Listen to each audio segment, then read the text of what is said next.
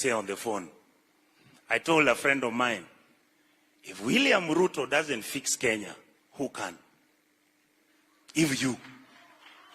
You have been in this government the longest.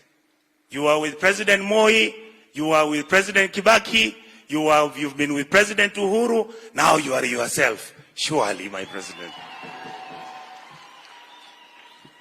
The issues you hear, many of us, na wale wengine, Your Excellency, wana skianga when I'm on TV and I comment about you and Honorable Gachagua. They think I'm being unfair to you, I'm attacking you. My job is to oversight the government at the national level. So even when I will tell you, Your Excellency, the mistakes, I will also tell you, thank you for the good work that you're doing.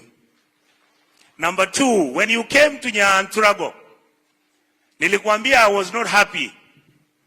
Kulikuwa na shida, Usoro, wanachapana na Simba, Simba ananigonga, nagonga Monda, Monda anagonga nani? Your Excellency, these young men have agreed to work together and I'm very proud. And I know you have been calling them privately. And I know how hard you've worked. Kwa sababu wote ni kichwa ngumu. So I want to announce here today, and I also, Your Excellency, want to say this. Your Lordship Bishop, thank you, sir.